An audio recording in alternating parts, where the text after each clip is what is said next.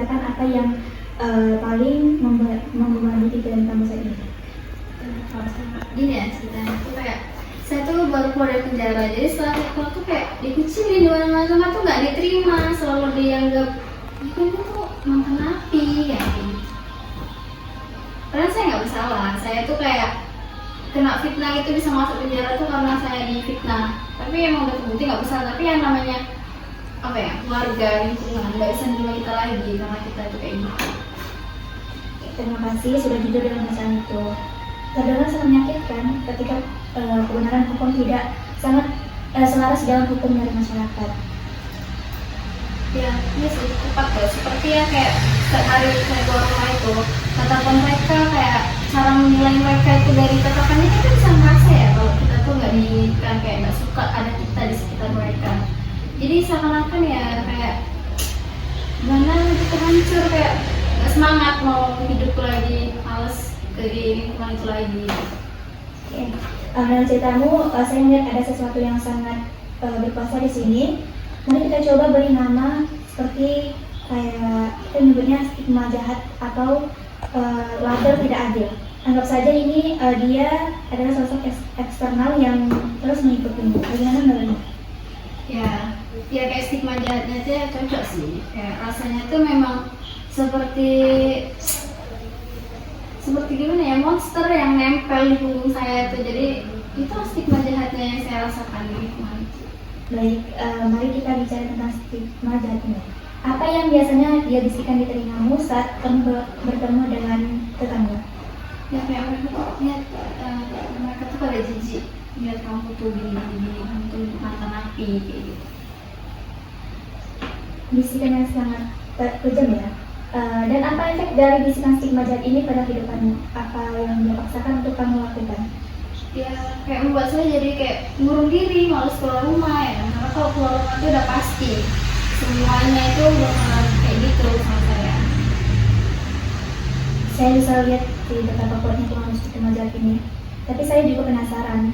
Saya yakin pasti ada momen-momen sekecil apapun di mana kamu tidak sepenuhnya menuruti perintahnya. Momen di mana kamu berhasil melawannya. Kayaknya melawan sih nggak pernah ya.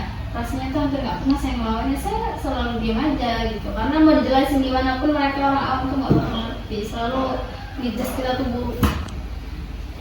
Coba kita ingat lagi, mungkin bukan perlawanan besar. Mungkin saat stigma jahat itu menyuruhmu untuk terus di kamar dan membenci dunia, tapi kamu tetap bangkit dari tempat tidur dan membuat secangkir kopi, atau keputusan untuk datang hari ini ke sini. Itu adalah sebuah tindakan perlawanan terhadap bisikan yang menyuruhmu menyerah, bukan? Iya juga sih. Kemarin kayak ada kucing liar yang kakinya tuh terluka di rumah saya. Nah stigma jahatnya itu kan kayak dibilang biarkan aja, tidak ada yang akan peduli pada kucing itu gitu. Nah saya tidak tega dan saya tetap mengambil kucing itu dan saya membersihkan lukanya dan memberinya makan. Ini momen yang sangat penting Cika. Di saat stigma jahat menyuruhmu untuk menjadi dingin dan tidak peduli, apa yang kamu pilih untuk lakukan? Kamu memberi kebaikan. Di saat dunia tidak ada padamu, kamu justru menunjukkan belas kasih. Itu datangnya dari mana? Ya itu katanya sih dari hati saya sendiri ya, karena saya nggak tega gitu. Kan nggak semua yang kita lihat itu, semua manusia itu pasti kan salah gitu. Jadi nggak boleh kita ngejudge orang itu sembarangan dan sampai kapan seperti itu kan nggak juga. Tepat sekali. Jadi ini menunjukkan bahwa cerita tentang Cika sebenarnya bukanlah cerita tentang stigma jahat yang benar. Ini adalah cerita tentang seorang wanita dengan hati yang baik yang berjuang mempertahankan siapa dirinya di tengah serangan ketidakadilan yang dahsyat. Cerita mana yang lebih kamu sukai?